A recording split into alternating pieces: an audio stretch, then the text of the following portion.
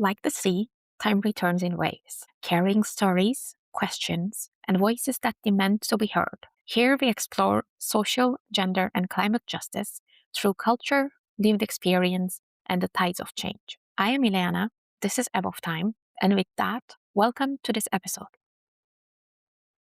This is the first recording of the new year, which we have started. Interestingly, there are so many news around the world that are not necessarily very positive. Uh, so let's see what this year will bring. I am happy to have a guest that I think will be very inspirational for the first episode that we are recording this year. The reason that we are recording this episode and how we, let's say, met in the online world is through Liesbeth's new book called Am I Not Enough? A story of sex addiction, trust, and boundless resilience, authored by Peter Hengstenhuis. Before we start with the chat, I want you, Liesbeth, to introduce yourself. Why is this book called Am I Not Enough? Without going too much into details, because we will talk about those, obviously. So warm hello to the one who's listening. That's first. And who am I? My name is Liesbeth Dillen, and I was kind of the golden girl at IKEA for around the world for decades. Kind of one of the first was the plan was that I would be the first female CEO in IKEA Holland, which at that time was quite groundbreaking because it was always a Swedish man. So at that time I was seen like a golden girl, and I would say that in the 90s and 2000s I was asked a lot on stage worldwide, but mainly in Europe, to speak about how did that happen? Does a girl from a small village in Holland, you can clearly hear my Dutch accent, but they really ask every time I was asked on stage, how did you get there? And so having had the opportunity with IKEA worldwide to really travel the world and explore and widening my world, I thought I got this opportunity because it's a Scandinavian corporate organization who really holds equality very high and promoting women, not because they are women, but seeing opportunities where the women themselves wouldn't see it. And I thought, if I've gotten that gift, I need to give that to the generations behind me. So I was on stage for a few decades to really promote and to invite and inspire women about, okay, what were the elements that made me thrive around the world and to come in the country management and global roles within IKEA. So I wanted to spread what worked well and also what I learned from my mistakes as a young woman or a middle-aged woman. So that is one thing. Then what nobody knew is while I was on stage really giving a voice and wanting to fight for respect for women at the workplace, I was not aware that in my private life, the opposite was happening. While I was fighting for respect and a voice for women, and especially for young women, and never at the cost of men, we come to that later. But I wasn't aware that in my private life, the opposite was kind of destroying me. I stood on stage and always said, choose your boss very wisely because it really steers how your career path will go. And on top of that, choose your partner, your life partner, very wisely. And I thought I was one of those lucky ones that I had a very respectful, open minded husband.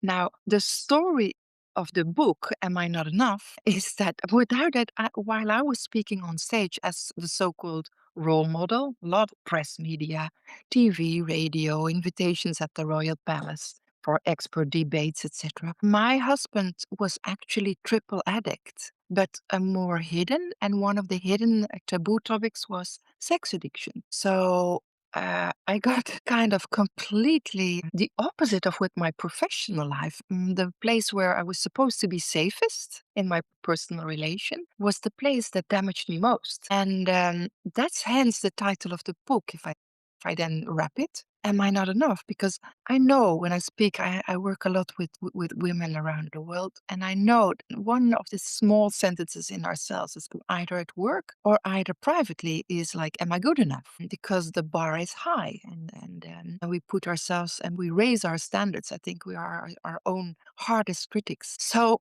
of course, being the woman on stage and being applauded in media, in radio, TV, as the golden girl, the role model, talking about respect for women. And then what happened here? How come that I didn't see that coming? What's wrong with me? And that's a typical female reaction of like, whoa, normally I would say that would never happen to me. And really, but it did. And then the book is a mix. I think it's a love story. And if you talk like Ileana, you introduced that this new year really started off pretty harsh with quite some scary elements outside. I would say that the book starts probably with quite some shocking and mind blowing revelations, but it also ends with a kind of a manifesto and with a message of hope and not to drown into the pessimism. And if we talk about the new year start, people, just as myself, you could be paralyzed by what's happening in the world. I got paralyzed by what happened to me in my private life. I lived in fears for years, like how is it capable that I'm living with a man who says he loves me wildly and the love of his life, but he's capable of damaging so much and manipulating and lying and stealing, using me because with a sex addiction, it's not like drugs or with alcohol where you use an external shot. But with sex addiction, you use a body. So either you buy a prostitute's body, either you use your partner's body, which mine. Mhm. I was part of the addiction. That's quite mind blowing, I would say. I have shared my story because I think sometimes you need to magnify something that happened to expose movements in society that are going on but that are not yet exposed. And that's why I shared it. Else I normally would have hidden by shame. But I think what happened in my marriage is a kind of metaphor, exaggerated metaphor of what's going on silently in society. I was just going to, yeah, I was Yeah. just thinking that it's a human thing. And I think we're not always very openly talking about these kind of things. And especially in your position, because what you explain is like now it's fading away, but this trend of being a girl boss, it's exactly that. So you were a girl boss, and Yeah. what the system kind of pushes is a little bit. And I absolutely, it resonates with me so much, the am I not enough question, because it's something that I ask myself, and I know a lot of people ask themselves, Yes. because as women we need to be overperforming, but then also being nice and kind but not showing too much emotions at work, but then being emotional creatures. So it's just so much expectations from us that it is, even the most successful can ask, well, the successful is also quote unquote, but can ask themselves if they are enough. But you mentioned that you're coming from a small town, but I want to understand, because also from the book as well, and your childhood, how it is explained, I see many similarities, and also many similarities how girls are raised. So you were an overachiever, and it was perfect on book, so perfect on paper. Can you walk us through a little bit this process, but not necessarily like where you studied and etc., but the feelings and the emotions, and what did you feel that was expected from you, and how did this contribute to who you are today, or to becoming the golden girl of IKEA? I think I was expected to be the good girl, the loyal girl, Mhm. the caretaking girl. And culturally wise, Dutch women, when they have young age, we were told a bit like you don't need to go too far in your studies because you know what? As soon as you get children, you will not stop working. At that time, that was the norm. Now it's like part time working. But and I kind of felt no, but that's not my game. So sometimes you have life changing moments. And I was this girl in this mini village. Now I realize my parents were extremely open minded. They were very much, they were very severe, but there was always a culture of debate and dialogue. And that kind of why I bring that up is that later that's one of the reasons why I loved IKEA. IKEA is very always eager to go in dialogue and listen and explore other opinions. Now back to my childhood, when I said like, no, no, no, no. And I don't know yet how my world looks like, but I want to explore more than the classic route that my moms and all my family had seen.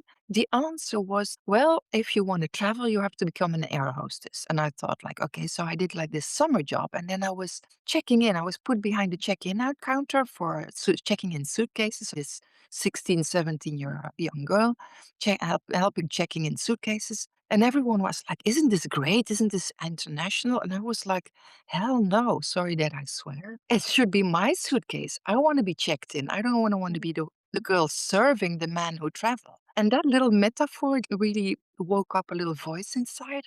Something special happened is that my dad died when I was 16. So suddenly I see this Dutch mom, very young, 38 also, no income. That was the Dutch model because women stopped working when they had kids. Mhm. And I thought, as a 16-year or young girl, oh, no, no, no, no, no. Never, ever will I be surprised by the dependency of a partner's income. I'll get my own money and I'll make my own world bigger. And that was actually the drive because my parents had installed me from age 4 or 5 to be open to the world. And they raised me to say, you will learn more from a taxi driver than sometimes the smartest man in your company or the smartest man at school. So they raised me to be open minded, but to all levels of society and not be a snob because I Mhm. might be given more opportunities education wise. And this is actually nice to hear because currently there is also this debate around the world. I mean, there are so many trends, and with technology, we hear all of them. How some women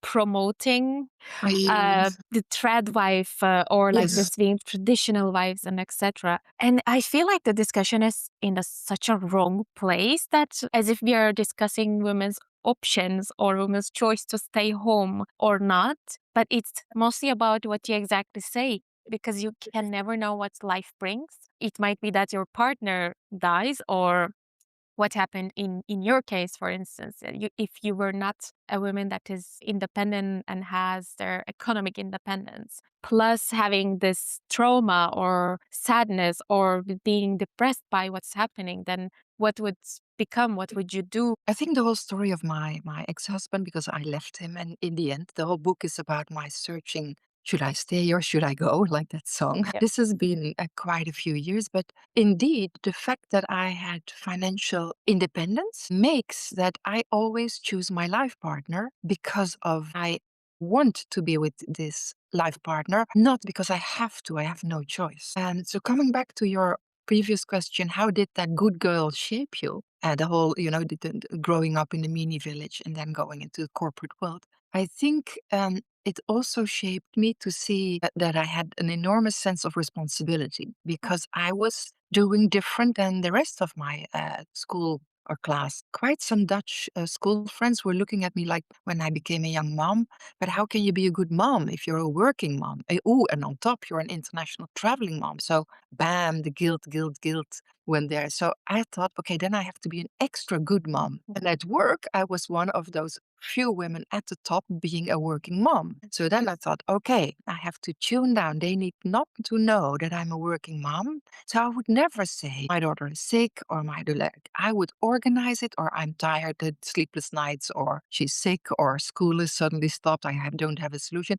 You would not hear anything from my personal life because I thought I had to be one of the boys. When I was checking in the suitcases, that was this at the airport. And I thought, no, no, no, I'm not going to be this girl that checks in. I'm going to be the one checking in my suitcases. Until today, I still check in my suitcase with a smile. I go like, yes, I'm the one who gets to explore the world and meet new people and kicking me out of comfort because traveling in whatever decade it was, always kicked me out of comfort. That pushes me to stay in the learning mindset and in the humbleness. What both my parents did without that they knew it, as well as the IKEA culture, is this mindset of, oh, I can't do it, which is typical female, like, oh, no, I'm not good enough. No, I will not apply to this job because I'm only 80 or 90% capable. Mhm. So, no, then I'm not good enough.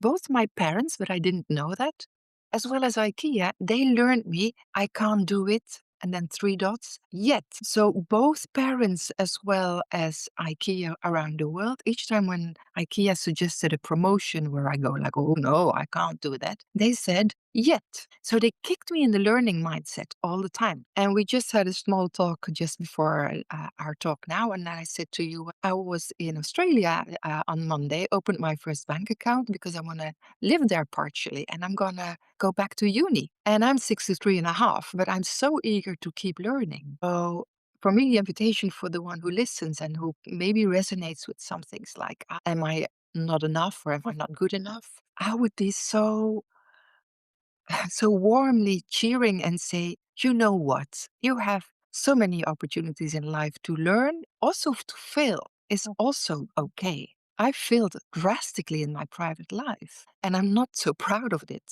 I would rather hide it, but I can also say, okay, what are the life lessons? And I would say keeping courage and curiosity and confidence is something that comes back later in our talk. But that is something definitely that in harsh times in the outside world, that I really would you to invite you to consciously put that on your GPS, your mental, because else you stay stuck in fear. You will keep choosing for comfort, but you will shrink because fear paralyzes. Yeah.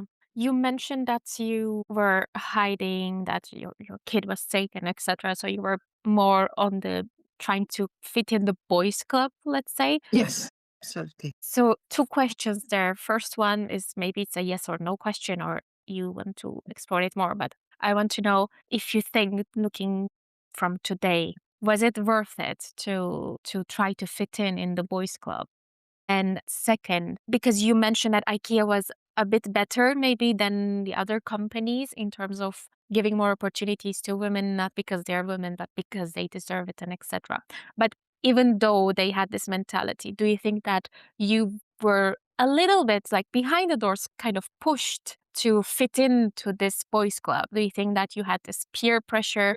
Do you think your male colleagues that were at the same level with you also had these kind of pressures, or was it more because you were a woman in that position? I love your question. So let me think a bit. Your first question is, was it worth it to be one of the boys? Now, I must say that I kind of was so thrilled that they invited me at the table that I started acting like one of the boys. So I talked probably the way like I thought I should talk to, because I wasn't one of the only women. And you could say, like Lisbeth, that is all times. But in today's tech world, one of the top three reasons, if you look at the big, McKinsey's and all that, why are women leaving the tech world?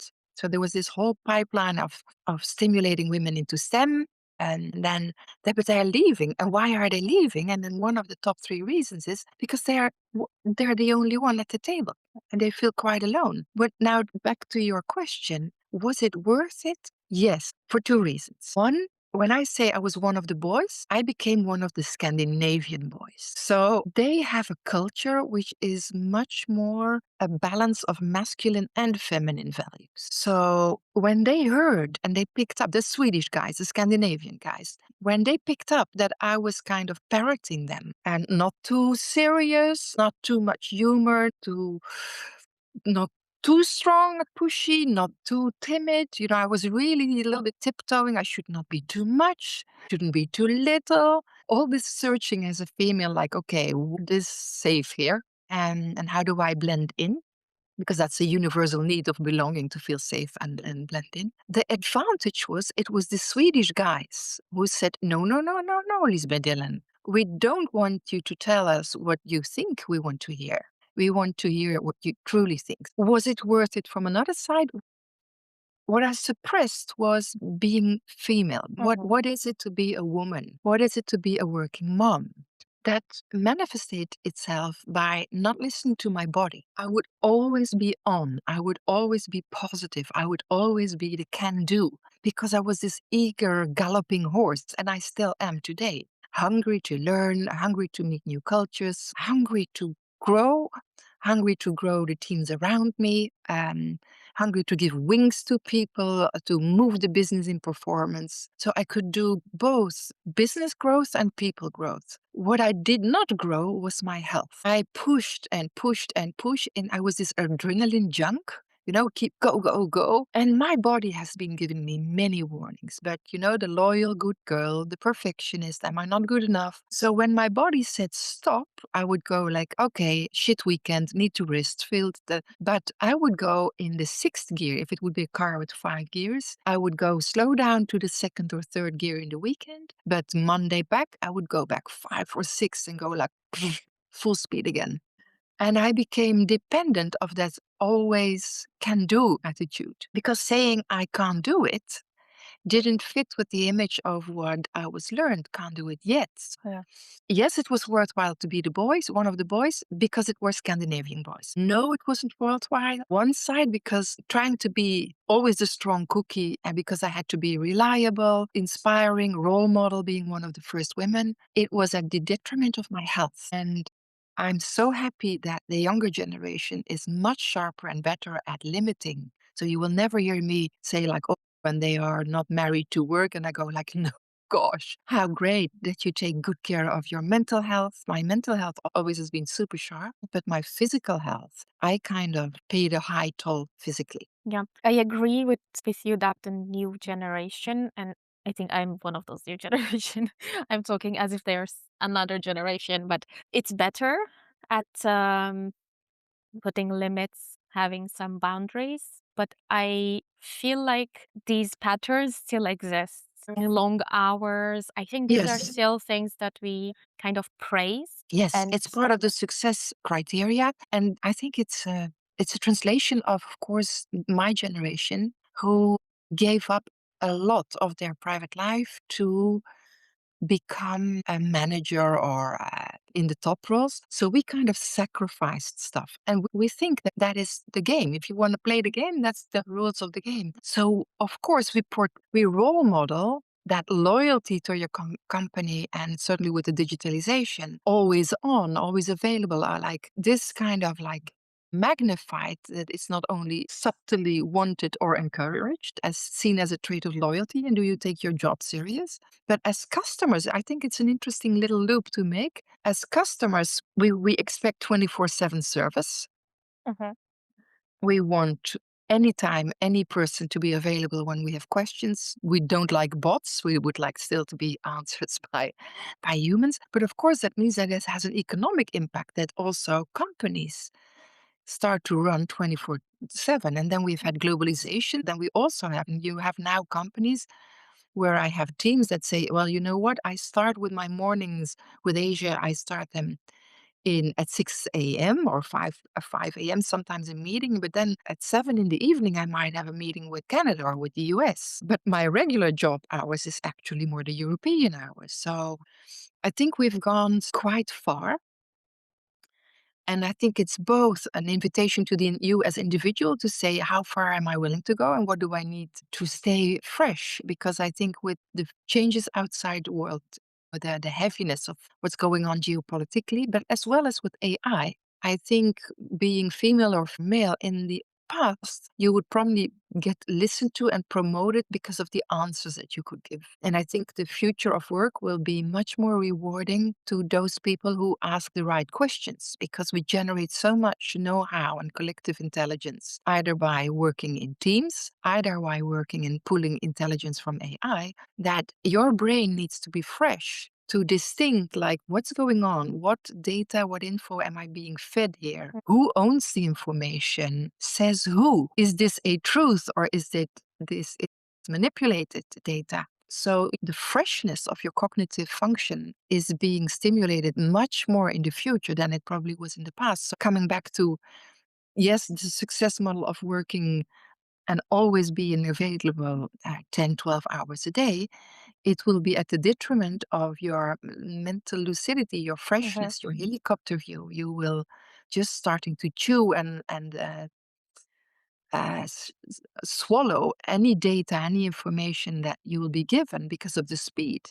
No, So my exactly. invitation is to actually to start seeing that the more you can give your brain a break, the better you will be at asking the right critical questions to yourself or in debates or in dialogues or when tough questions need to be solved. Because I think the recipes from the past are no longer the recipes for the future. So new thinking is good, curiosity is good, and then with a fresh mind, if you're not exhausted physically, your brain can kind of distill all these elements, and then you find your way. You get in touch with what you stand for, your values, what is important. You can connect the dots intellectually, which you can't if you have like I did, having an exhausted body Mhm. and brain. Did that answer your question? Yes, it's more like rather than a question, like a back and forth. Yeah, Yeah. yeah, yeah. But it's that's the ideal, no? That's the utopia that is being presented to us with AI. We can have, I don't know, much more opportunities to have this critical thinking and etc. But I feel like our discussions with the future of work and indeed, as you said, the recipes of yesterday, which is production, production, and being available and Mm. etc. Maybe we don't need those anymore, but we are building on top of those. So what we Yes. see now is we are working at the equal amount, but we are just doing more Yes. and more. And Mm. this is not the goal. I believe it's not serving our nature. But I think I agree fully with you.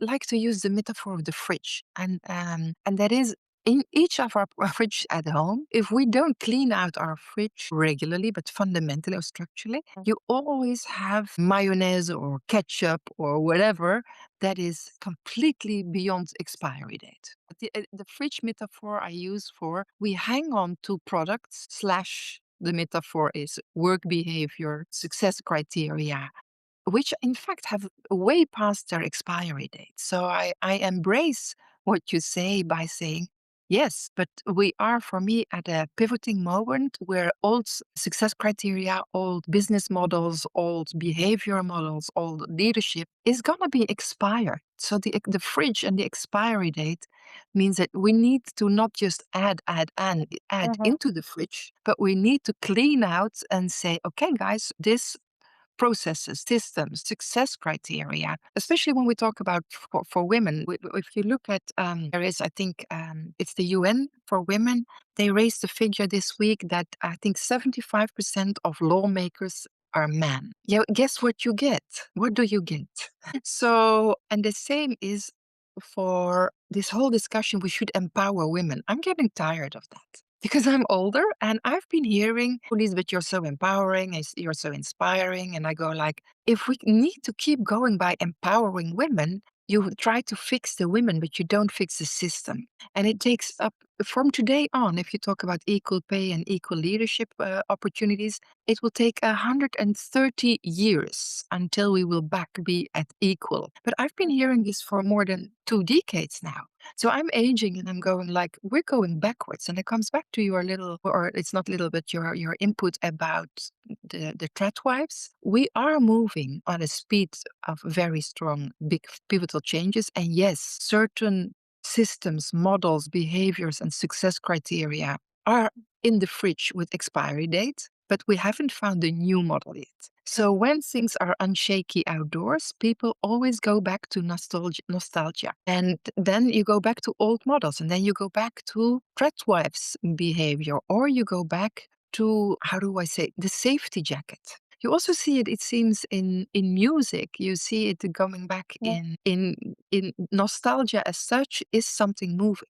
If I may add yeah, one thing of to course. that is if the world is scary outside, what you see, there is a worldwide research about trust, and it's called Mhm, the Edelman Trust Barometer. And it has shown that since 2024, the default in society has become distrust. And that means that the effect of that is that people do not start with trust until you break it, but people mhm. start with distrust. And it's mainly started Yeah, after, it was accelerated after COVID, but distrust in political leaders, distrust in media, because you don't know anymore what is fake or right media. But it also is distrust in people other that are different than you. And now I yeah, come back to my curiosity and my openness element of before. If you have distrust as a default, what happens with human behavior is that Edelman, then with that finding, concluded circles are of trust become more local. That sounds mhm, very beautiful, but in reality, it means that people look for people more alike them. You look for your tribe because yeah, that's safe. And when I explain it like this, it sounds, quite neutral and like, oh, yes, of course, sources of trust become more local. That means you look more to your neighbors, your close friends, maybe your colleagues. But it also means that you're less open to people that are different than yeah, yourselves. And that also means that your algorithms, when you search online, will keep confirming you in the same circles, keep confirming your ideas, whether they go nostalgic, whether they go really ultra, ultra traditionalist. mhm, And then we get into the topic of the online acceleration, like boosters of female unfriendly messaging. Mhm. and the tone of voice. And that is in a world where young men, especially, find that they have lesser chances because they are bypassed by women. Then add another figure. So my wrapping of what I just said is the fear outdoors feeds distrust is the norm. The default feeds local circles, or more, you look for more people that are alike you, with the danger of online complete circles of confirming certain beliefs, even if it's fake. No critical thinking and challenging, there is no room for that. If you add that to another phenomena which is quite big, and that is that young men feel left behind. At IKEA, I was always trained you help promote women, all generations, but you leave no man behind. So the growth of females doesn't need to be at the detriment of men. What you see in society is a movement back to nostalgia, and also the tech bros that really feed this thinking of back to nostalgia and ultra conservative thinking, where it comes from a certain of anger of like, we and our safeties and our rules and our code of conduct and masculinity, the survival of the strongest, survival of the fittest, is being threatened by the power of, or the growth and the space and the voice of women. So 4 years ago, there was a university study of Lund in Sweden, and it was quite, the eyebrows went up because it showed that 40% of the young men were unhappy with too much attention to gender equality, and they felt it was at their cost. The conclusion at this time was like, oh, that's a surprise because we thought it would be the boomers, the grumpy old man that Mhm. can't deal with smart young women. But it was not the older men that had a problem with equality for women. And you could say no, because they already have had their career path. They are safe. But it was the young guys. 4 years ago, it was 40%. Now, July 25, Ipsos presented in the New York Times a similar survey. The questioning might be a little bit different, so it's not the same research source, but still, the tendency is 57% summer 25 of boys aged 18 till 25 feel that gender equality and the attention and the voice and respect giving to women, which is my life mission, has gone too far and that it's at their cost. So there is young men that are angry or lost or searching. And then I end what I say is like, I think we need to open our eyes. It's not just by blaming or shaming those boys. Then they will just disappear in algorithms and keep promoting the more misogynist Mhm. thinking. And I invite women, if you want to progress emancipation for women, you need to progress, it goes through emancipation of man. So you cannot leave those boys behind and just let them drown into that Yep. bitter, angry world. I absolutely agree. I think it's like a two-fold issue because at one point, and I can totally understand why it's not the old men, but the young men who are more angry because, well, as you also said, the old men had their time, they were fine. Now the young men are seeing the impacts of not feminism, but actually the system that we are in. And I understand at one point the anger and the frustration, but I think there is also this issue of maybe misunderstanding the real problem because we are not as it was 30, 40 years ago. I think the economy is not the same. The world is not the same world anymore. Okay, technology is much more advanced and we are more connected and etc. But we don't have the exact same opportunities anymore. Things are a bit more difficult at this point because more and more people are highly educated. They have one master's, two masters even. And this is not only about men and women, but the system is failing us and it's collapsing at one point, maybe slowly, maybe faster. But that we tend to forget, and that is something that the tech bros will actually not put it forward because that means that they're failing the system and they are adding and adding more to their wealth while us others are just on the bottom trying to scratch the Yeah. surface. I often say we are the other half. When people talk about minorities, and I go like, I'm sorry, we're the other half, females. But I think when like you just say, the whole system is changing, so the world is changing. It's not because of the women. Of course. What a human reaction is when I say circles of trust become more small, is you look for people who think like you. And that means that you look for a scapegoat. And Mhm. in many elements in society, scapegoating has been then women, because women, when you talk about education, women leave universities with higher scores. And in the past, we had to struggle to come up to mid management. But now they see that, okay, it's not just mid management, they go to the top. So they become our bosses. But what I also hear when you dig in this topic is that it's mainly the angry young man. When you look at the research facts behind this 57% or this 40%, it's an overrepresentation of young, lower educated boys, Mhm. which by definition, their job is more at risk with digitalization automation. So their economic insecurity is much higher than the people who are more positive to gender equality. So my invitation would be like, instead of just denying like, oh, they are angry, like if we're just gonna let that happen, you allow something to fester, and you allow them online to kind of group together and build that anger towards women. And then you see what I see in the last 4 or 5 years is that female unfriendly, if I say that, you can say, you can pronounce, you find it probably a better word, but female unfriendly behavior, or kind of like sexist, if I'm really direct Dutch,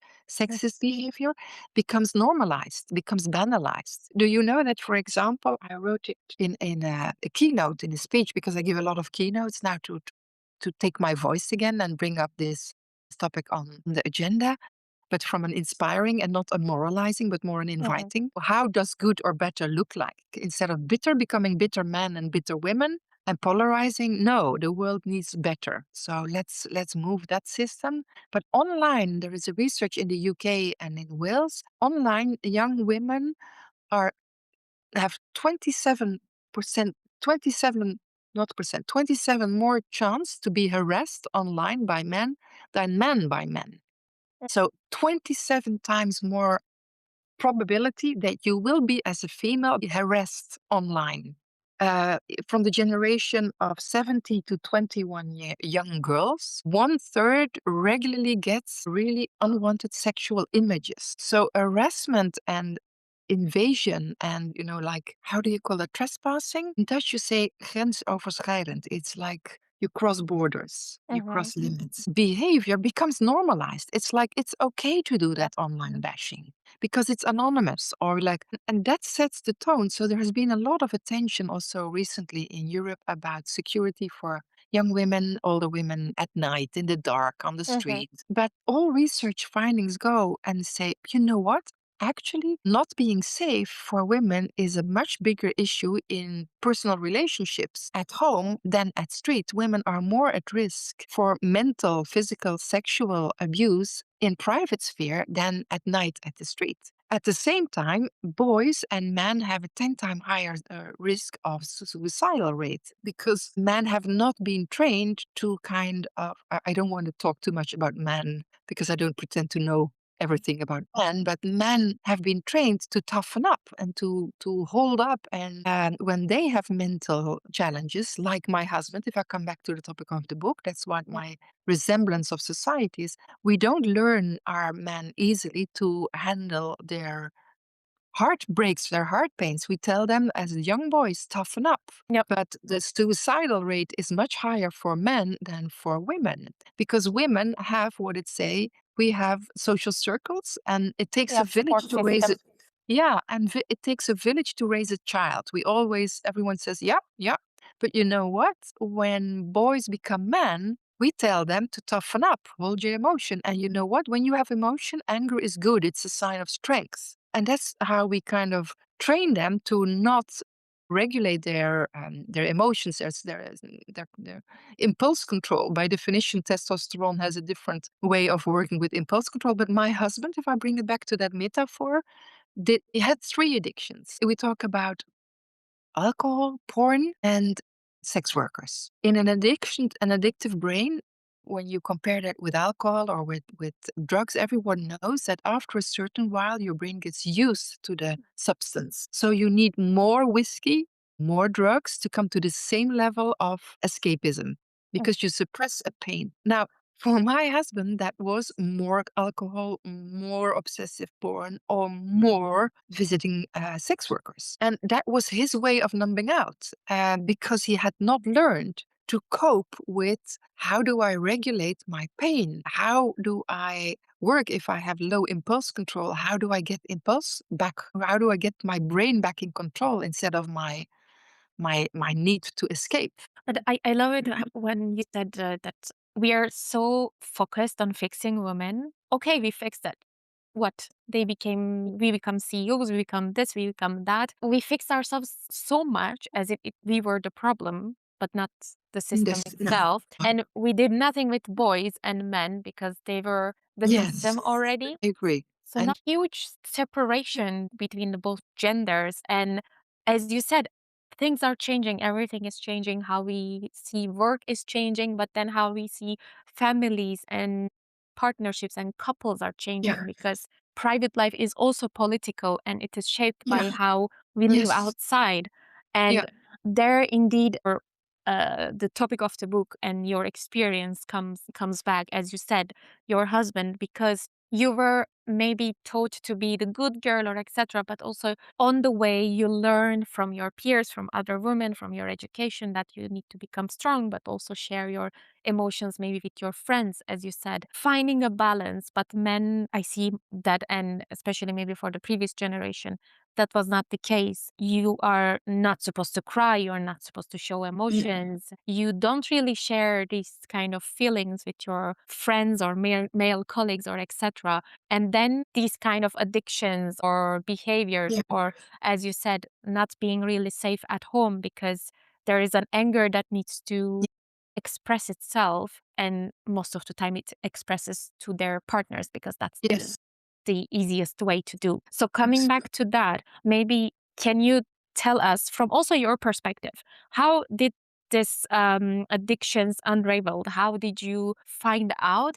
And what was your feeling? Because you mentioned shame at the beginning, and I'm pretty sure probably every woman would first blame themselves on such a thing. So I want to know what was the process for you. Right. Well, in fact, it, the escapism of my husband into addictions, I learned later, much later, that the roots of it was already there at the end of teenage time. But I didn't know that. That's what I learned from experts. And he admitted, like, yes, it was already some escapism, maybe not at a super, accelerated pace, but it was already there. The escapism in alcohol was already there to numb out feelings.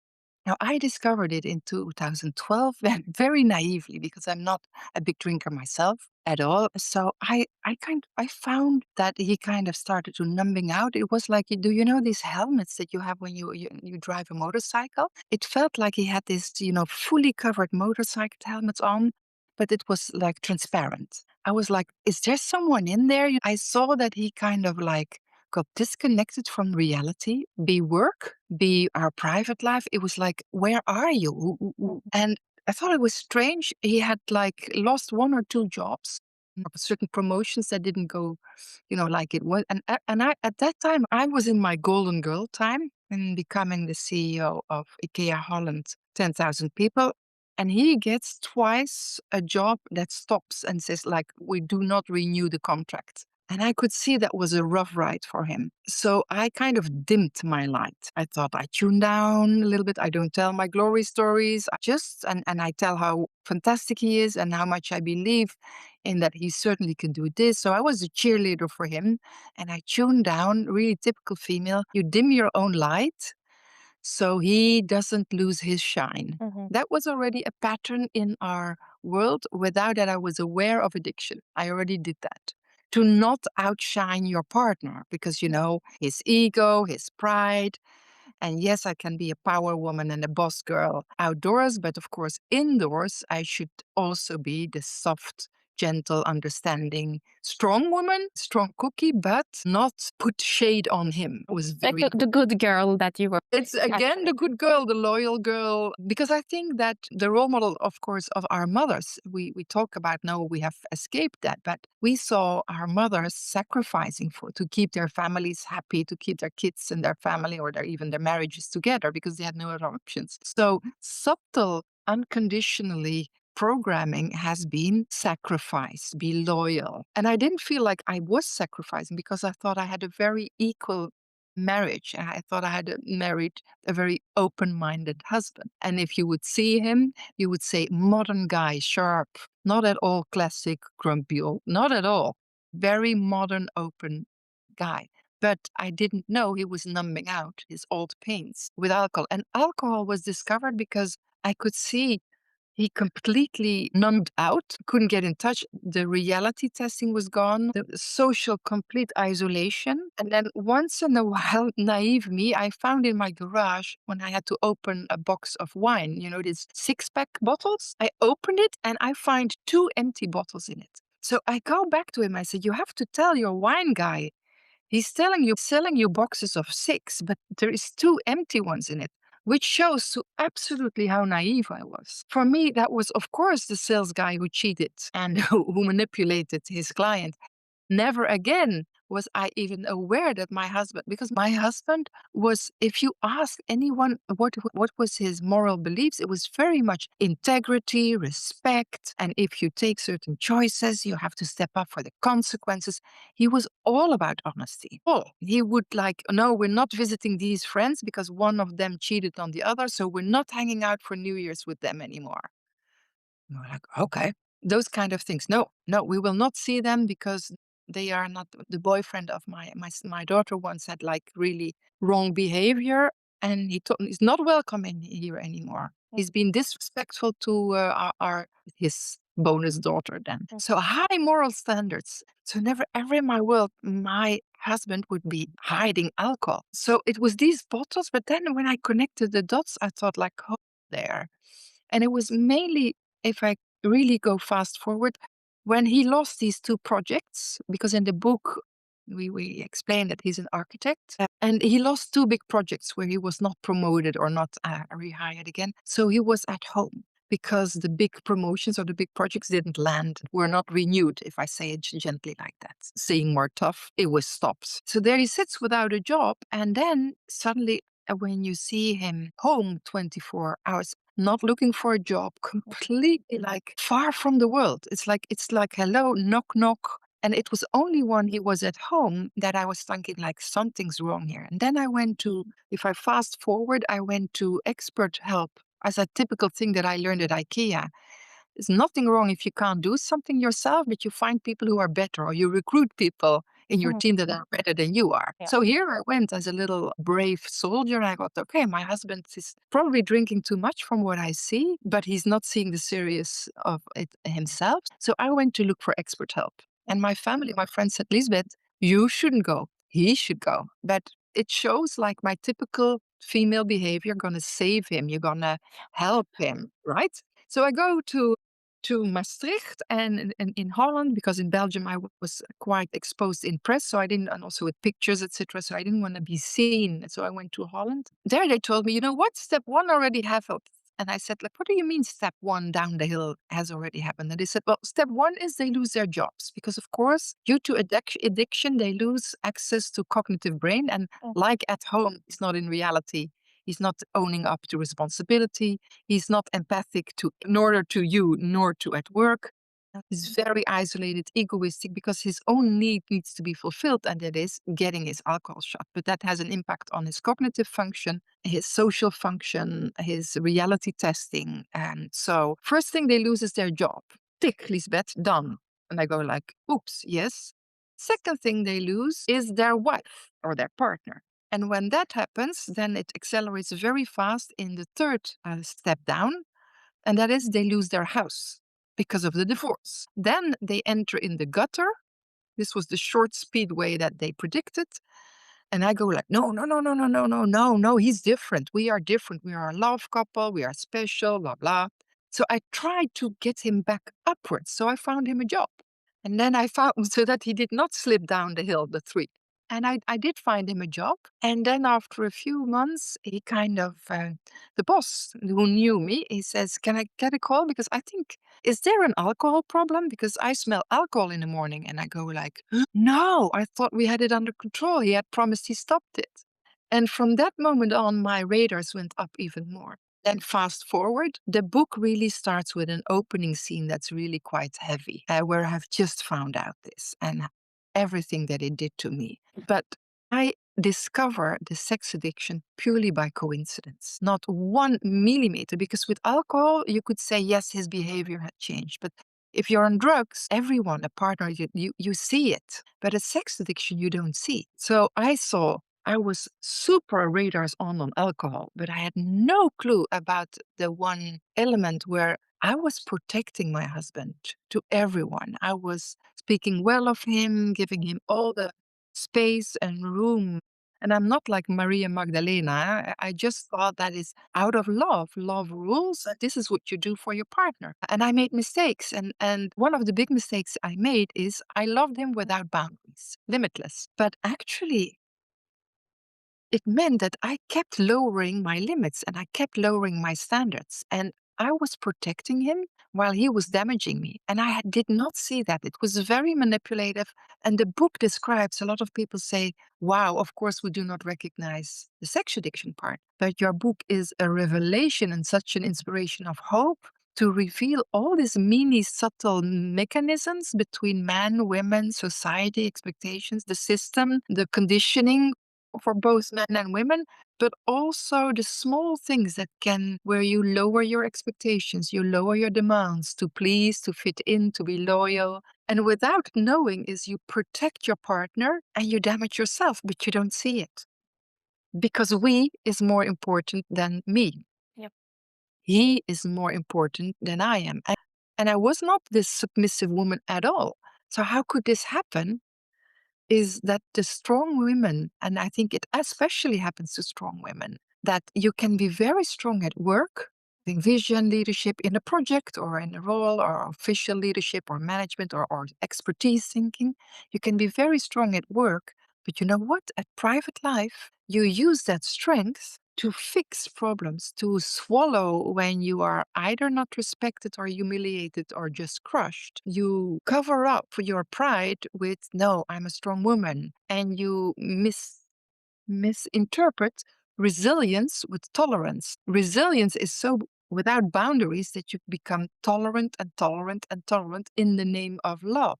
So I actually loved him more than I loved myself because I thought he was such a great guy. And I just wanted the old Mark back, the old great guy with whom I had such a fantastic, sparkling, even after 15, 20 years, people still say, like, you're such a great, radiant couple. You're crazy. You're still crazy about each other. And that was what we were. I just didn't know that I was love bombed, manipulated, Mhm. humiliated. So the sex addiction I discover is described in the book by coincidence. And then that I was already tired and exhausted by the alcohol addiction and covering that up and carrying everything financially. So I covered up, I buffered, but we had isolated. So when I got this discovery of porn and sex addiction, I was already not that fresh as I was normally. I didn't have full access to my cognitive Mm. functions because I'd been living a lot in the survival of hanging in, freezing, a bit afraid of my husband because who is he? I don't recognize him anymore. He's not what he says who he is, but something is wrong. And my instinct said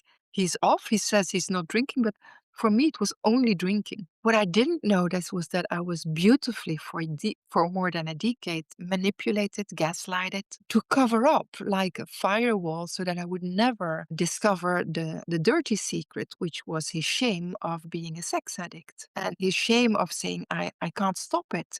Even if I'm sometimes disgusted by my behavior because it's against my moral belief and how I educate my kids, his own kids from his first marriage, or my daughter. I stand for integrity. I stand for honesty. And he felt disgusted, but the craving for numbing out was the hunt for sex workers, not the act, not the deed. So he said something which I thought was horrid, Iliani. He said, the hunt was better than the kill. And I was in shock because I thought, you speak of young women. The hunt is better than a kill.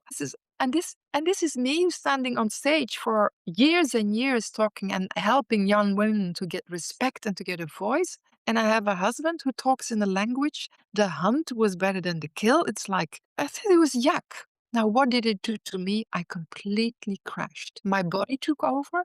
and I started vomiting, vomiting, vomiting because it seems it's normal. I later went to search for expert help, and they told me that one third of women, this is in the UK, that I went to an expert center, one third of women who discover a sex addiction from their partner, because it's not the same as cheating. Here it Yeah. is using a female body as a drug. One third of women discovering that come to that center, so it's a partial basis. One third have been suicidal, have done a suicide attempt because they just go in shock. Half of them need to go to the hospital to just be Sedated. sedated because their emotional and mental system can't cope. It's too much. So they need sedation for a few days so that they just sleep, so that then later on, bit by bit, they get guidance in how do I deal with this? Self-mutilation is a very big reaction to what happened here. And I go in England and I go like, no, no, no, I didn't self-mutilate. And then they say, well, you told us something which we can classify as self-mutilation. It's in the book. But with my strong cookie picture, it was like, no. So I started vomiting, vomiting, vomiting. And then I went in a kind of shock and freeze because I became really afraid of my husband. Because I didn't tell him that I knew instantly. I was in shock. I went to a lawyer and he said, you say nothing. The book describes it. But you wait. You build your case with your papers and all your facts and your proof, and then you file for divorce.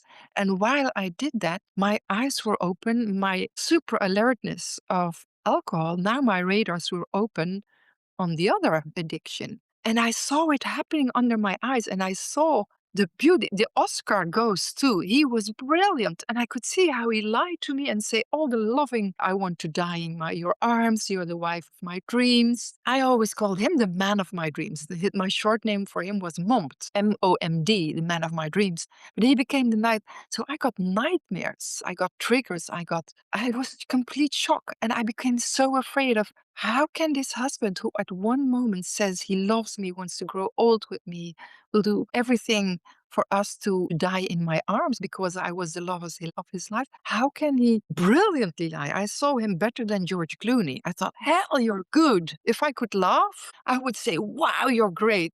But this was my husband lying in my face, abusing and humiliating me in my face. And he didn't know I knew. So I've been in shock, but my body took over. My body was completely in freeze of fear. And when you are afraid, you paralyze Yeah. and you do not go to your full cognitive brain, just what we talked about society. So I went into this reptile brain, my amygdala, who really just like was high alert, fear, vomiting, paralyzed. I'm going crazy.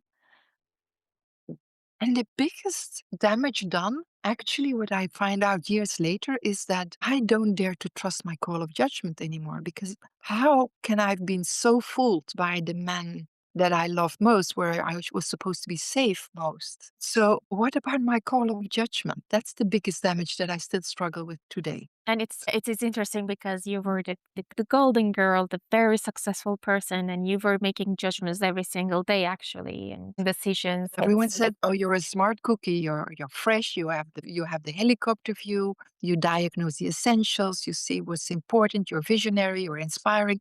So I get all this credit, and then I go like, "But this would never happen to me. If you would have told me this, Ileana, or even the one who listens now, you're the listener of your podcast, would say, oh, this would never happen to me." But that's what we all but the manipulation and the small dimming of your own light, those elements, people say that I recognize, not the big metaphor that I share or the big facts that I share. But I said to you in the beginning of our exchange, I think the book is worthwhile reading because it's not about sex addiction.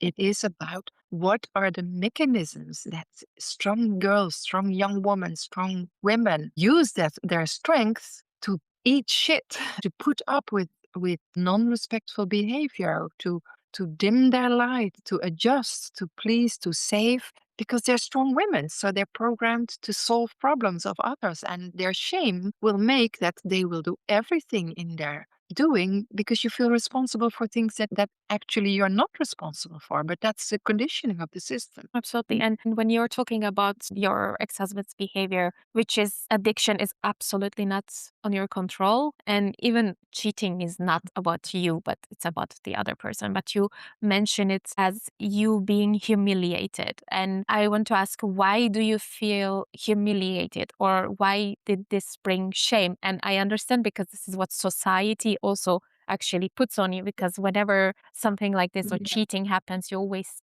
try to people question also the other Yes, side. What did you yes, not do enough this happened? yeah, So did you have this feeling also in you and how did you cope with this? Because it's also a lot about men and women relationship and this is how true. we Well, learn. I felt extremely humiliated in the fact that I've been so blindsided, manipulated, used, being stolen. I had to learn that my body was also once in a while a shot. And that is quite humiliating that you think, I thought this was intimacy, maybe a little bit impacted by alcohol, and it's not like before, but you know what? Yes, we're all human. It cannot always be, like in the movies and fireworks. So you're kind of forgiving to your partner because I don't need to be perfect and he didn't need to be perfect. But I felt humiliated as a female, Mhm. as a woman, really, because there is nothing more intimate than your sexuality. There's nothing more personal than my intimate parts. It's only with him I share that.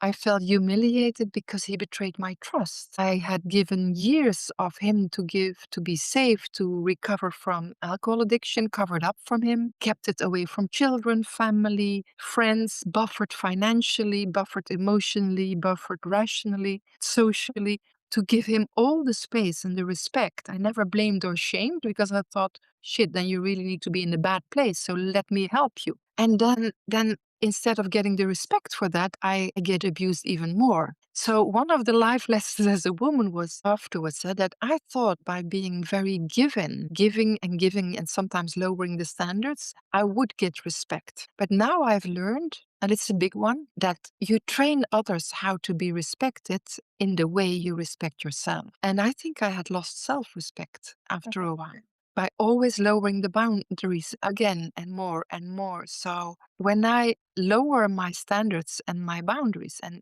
I did set boundaries, it's not that I did not give boundaries, but when he trespassed them or when he crossed the boundaries, I would go like, yeah, but I would always find an explanation now and I would Sugar-coated? sugarcoat it. Yes, but he's doing so many good things and he really progressed. Okay, so I would sugarcoat it. But that meant that he got trained that she gives a limit. I know she's a strong woman, so I can keep pushing those limits because she's strong. She can handle it. She's strong. So I can push boundaries. Even if I lower the standard for her, she will move mountains for our love. And I had this Diana Ross song in my head, and it was like, Ain't no mountain high enough. I would keep moving mountains for my love. So the book is, in fact, is a love story. I think it's a love story. First, for probably all the chances I got at work and how I could blossom and bloom and from this mini village get from a systemic point of view, a Scandinavian systemic point of view, they give me wings and I could fly all over the world, which is my life motto now. I would like to give that forward to the young generations. But then my wings got chopped off by my private life. Now, what I think is crucial is what happened to me doesn't define me. I'm not responsible for his actions, and I'm much more or many more roles than just the wife of Mark. But I am responsible for the way I cope with this, the way I act with this. And as I felt so humiliated and used, and the expert says you've been abused. They made the metaphor and say it's like physical abuse. You see the blue bruises, but within you, the blue bruises are inside. You can't see them, but they are abused. You will have lifelong damage. And he's accountable for that. Even if you might say his addiction is a disease, an addict stays responsible for the consequences of his behavior. So he needs to take the consequences of that. But because I felt so humiliated, I tried to do everything that in the way that I reacted, that I own. I have ownership in how I react. And I wanted to react with dignity, not with bitterness. I wanted to get out better and not bitter. It's so easy to become a bitter bird woman with what happened to me.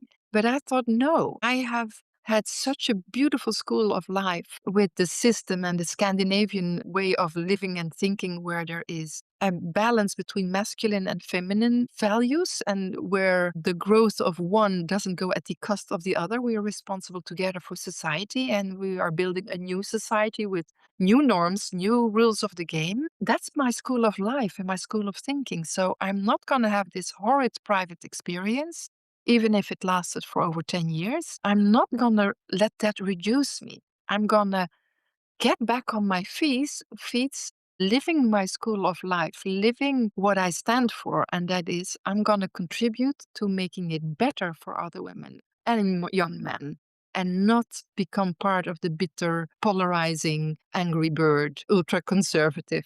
I will not go there. I will not go shame men at all. So I find my dignity in the way I react on this. Hence, the book is not a bitter book. The book is an inspiration for hope.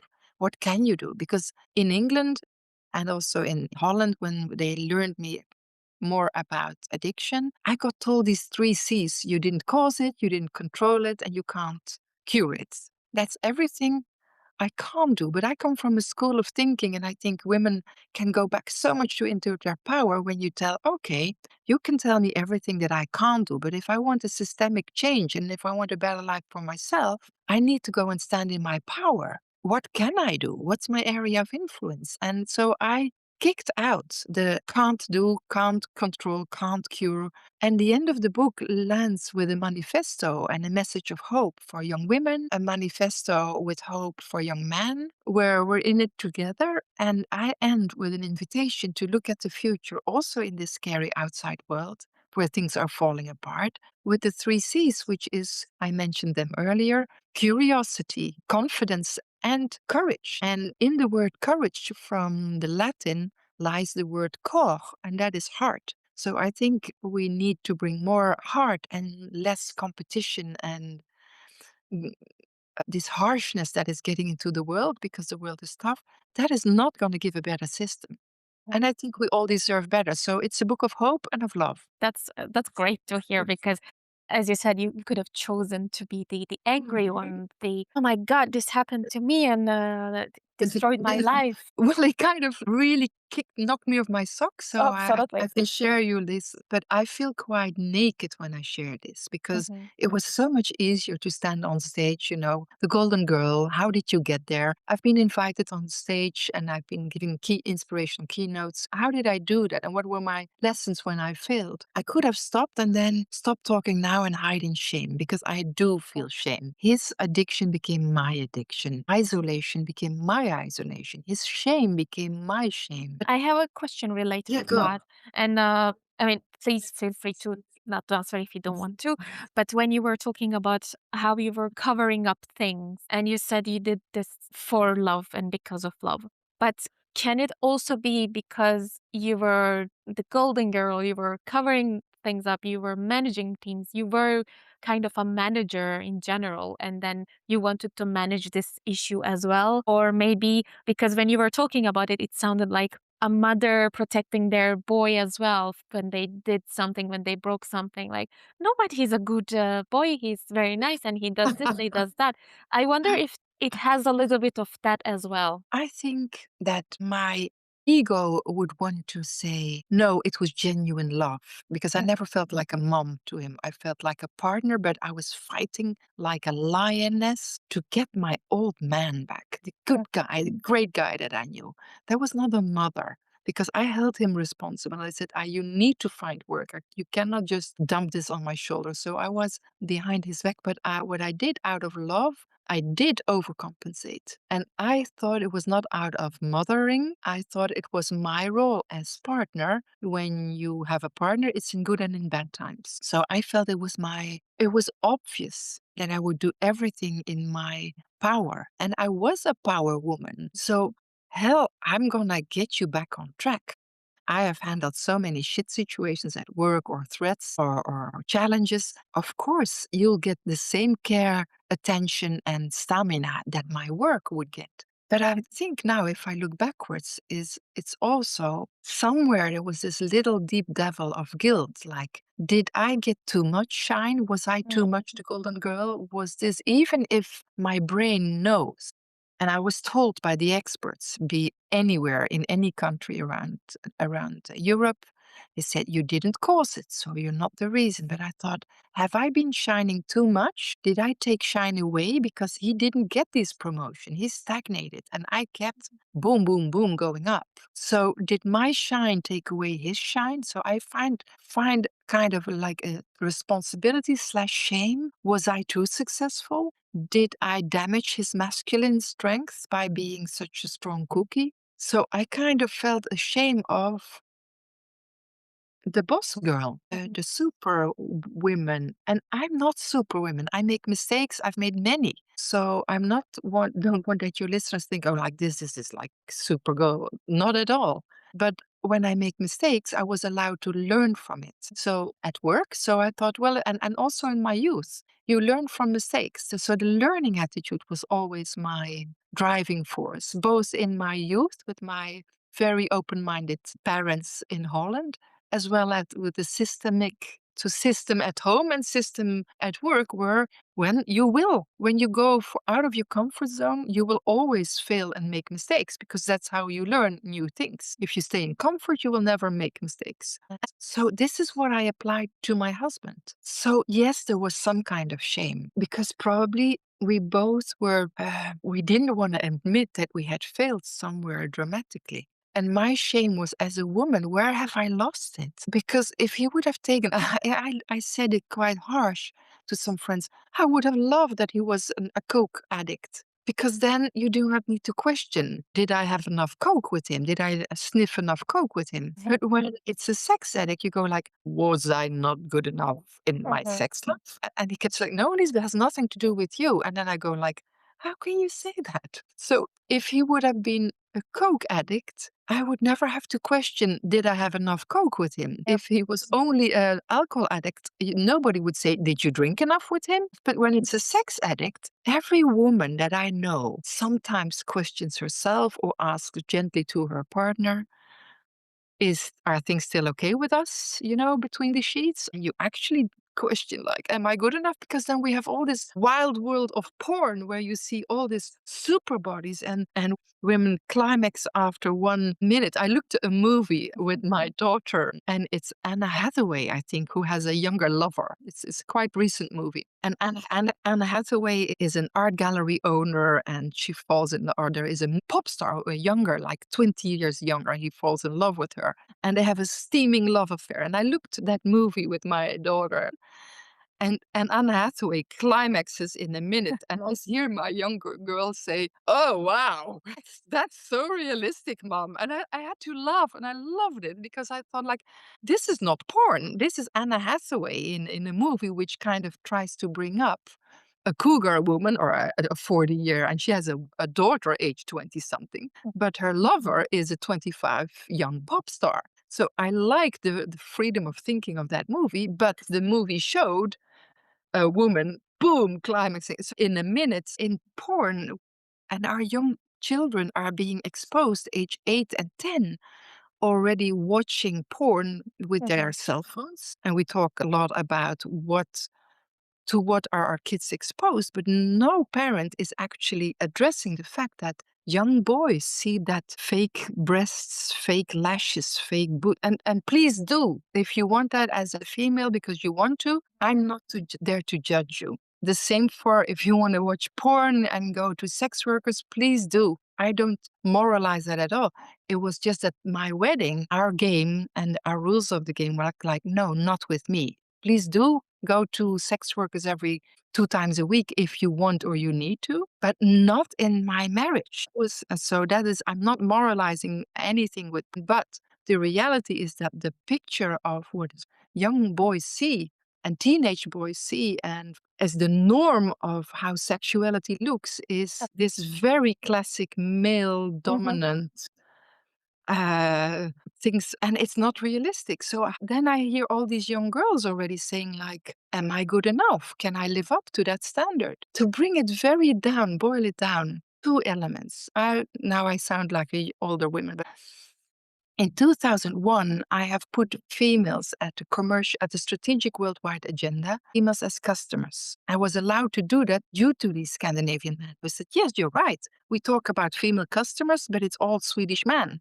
Mhm. So I put females at the strategic agenda of IKEA. And at that same time, it was Dove going on, starting with female body positivity. Now, if I fast forward you to now, today, a recent survey by Lego found out that why are young girls not playing with Lego? And you're gonna think like, why is Lisbeth making that loop? But it comes back to the red thread of our exchange, and so that the listener hears. They thought that they needed to make Lego pink. Classic old mistake. But it didn't work making things pink. Girls stopped playing Lego anyway. Then they go deeper and deeper in analyzing why do girls stop playing Lego? The vital answer was girls stopped playing Lego because at a certain stage, 9 years old, they felt that what they created with Lego was not perfect enough, not good enough. So they rather stopped playing with Lego, which is very good for their logical thinking, their creativity, but they stopped playing with Lego because it was never good enough. Their perfectionism that starts conditioning young women already at that age stopped them from playing with Lego. Now, can you imagine what that means on the big picture? Same time, Dove, that I just introduced, like who was a pioneer when I pioneered putting females at the strategic agenda as a customer for IKEA. And so that implicated product design, service design, communication. Dove continued to monitor young women, and you know everything about the whole movement. But they find out a few years ago that already age 8, 9, young girls are not happy with certain parts of their body because of what they see on social media as being perfect. So they select their sports, their favorite sports. Girls will stop swimming. Girls will stop doing athletics because they need to be in this super tight body exposure things. So Lego shows that play and exploration and your creative mind is already stopped because of fear of being perfect. Sports are being selected by fear of body shaming or not being good enough. And that's where it starts from a systematic point of view. So I find that there is a major tension for young women. In one way, we tell our young girls and young women at work, be empowered. You can be everything you want. That's the one message. And the other message we see both in social media or sexuality, we see with porn, or with AI, we will see body figures that become the norm, where we portray a perfect picture. And that is unattainable. And at the same time, we tell our girls, yes, you can be empowered and you can be everything, but you need to be perfect. And the new norm for perfect is just getting worse. And even if I'm a trad wife, I need to be perfect in cookie making. I need to be perfect in making self-made meals. And I need to be perfect in doing all this. That goes on. But I also need to be perfect in bed. Of And course. at the same time, we tell young women, but be careful because you're not safe at the street. You need to be careful online. You're not safe online. Yeah. So we tell empowerment and be free, and you can choose whether you want to be a trad wife or you want to be a boss girl, whatever new name the future will give, or girl boss, sorry. But there is this contradiction where we feed young women once they get in age 8, 9, is also like, be careful. Don't show your upcoming breasts. Don't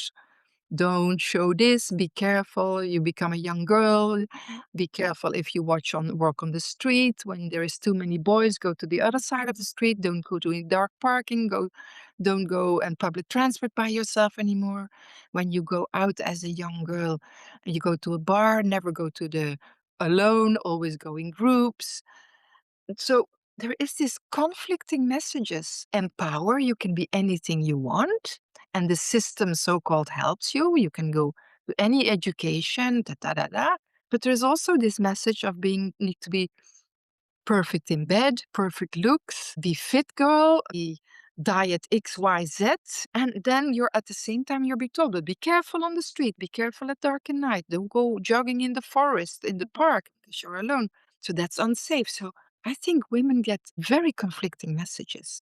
Be yourself, be perfect, be strong, be soft. Absolutely. That is also a bit of the problem because, as you said, we are so empowered, but then you need to fit somehow. I mean, you don't need to, but you should fit within the world of men's fantasies, like this with the porn culture and how women body is shown there, but also it's not about how the bodies are or if a woman has an orgasm very fast and etc.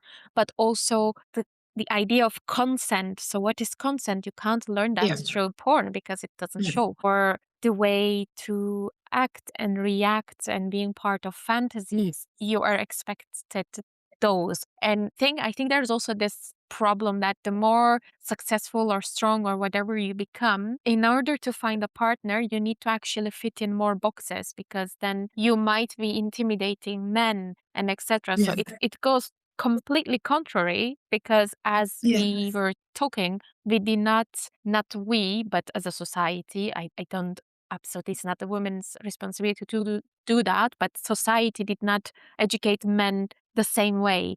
And now, as you said, with technology and etc., it was just recently that this AI platform was actually creating pornographic images Yes. and young Yeah. men was doing it so much. Or how in Italy this scandal was erupted like recently again. There were Facebook groups where men were posting pictures of their wives, of their Yes. daughters, and like in a Yes. very sexual way. So Yeah. there is something wrong. I don't care how much we empower ourselves. I don't know if my husband, I don't know, my future husband will be in this mindset and posting this picture on Facebook. And that's my point. I think the systemic change comes from leave no man behind. And it's like, don't look away from these anger men, or because somewhere these men, and it's quite intriguing in the UK, there has been research about it. If you would ask men who harass or make sexist jokes, or like, would they protect their women, they would say, like, one of the traits for their masculinity is that they need to protect the women. And protect becomes in a kind of dominant way. But somewhere in society, they get away with it. One of the elements of the research is sexist behavior. People get away with it. And because it's normalized now online, that's what I meant with this a super booster of algorithms where sexist behavior and remarks and jokes becomes normalized, banalized, minimalized. And as long as there is not all this big group of good guys that are silent, that are not doing it, but because they are not doing it themselves, they don't speak up and call Mhm, out. Or you call out and you do it in a shaming way. And what happens is, if you're shaming them, they just go back to their core group, their tribe, their online tribe of man hating or women hating, sorry. And they go like, these women are man haters. And so mhm, my whole point is, no, don't leave those men behind. The UK research shows that actually the man needs to act as agents of change. It's the man who, both at work, I'm going to make a small loop. When I was working, first, I've put women as customers on the agenda, 2001. 2007, women at work. And I called my company She Works with Women. But very soon I changed it with men, because I could not progress the system. I was fixing and empowering women, but when they came back to the world of work, they were super empowered, but then they had to fit in, mhm, adjust. So I said, no, no, no, I need to fix the system. And with my Scandinavian roots, it's not in a moralizing, judging, angry way, but it is in a constructive way. Look how good can look like.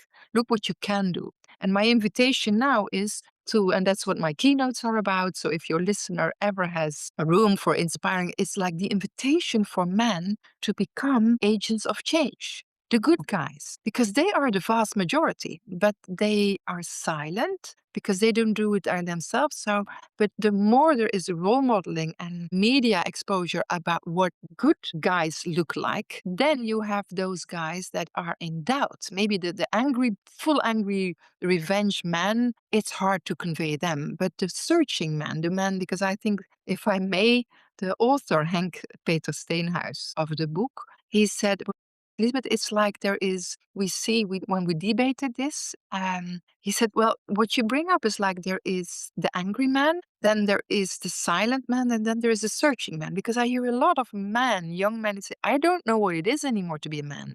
Because if I want to be like one of the boys, I need to kind of come back to this very tough masculine part. And I'm not as that as a person, but if I don't really toughen up and be the tough cookie, I'm not even seen. I'm shamed as you're not a real man. So what is a real man in the future, in the new world? That I would like to have a debate about. And what is the success criteria for a good man or a good woman, a good girl, and not good in the sense of pleasing, but what does good look like or better look like for both men and women? And not to have these role models that now spit out hatred against women. And because they get a lot of media attention and a lot of airtime, that's kind of like it blushes away or it puts a shade over all those good and great guys that I see out there. So I want to give more airtime to good role models, and they need to become agents of change Mhm. and not put it on the shoulder of women to kind of become the messiahs of getting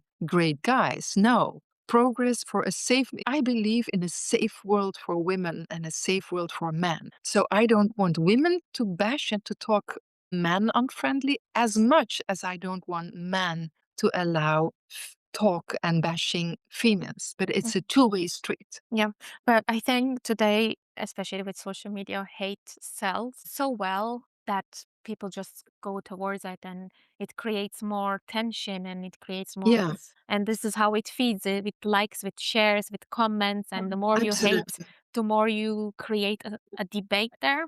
So and I think there's a solution for that. I think these algorithms are shaped by Yes, by men. Like or gross. created exactly. Yes. So it is possible, but also indeed, I think, as you said, we need to rediscover because we're for women, I think that's more the case. It's more active in the sense that, okay, what is to be a woman? How can we be the empowering, the liberation with the women of color and etc. There's always a debate on this, but with men, there is not as much. It's more static. So how do we catch up with this, with masculinity, what it will become in the future or today? Yeah. Because now what we're seeing, as you And said, with so, boys being angrier, so there is a downwards line going. yeah, but there is also a movement of men looking to do different because they are dads and they want to raise their boys different. So there is an educational part, of course, and in the UK, teachers are being trained now to teach young boys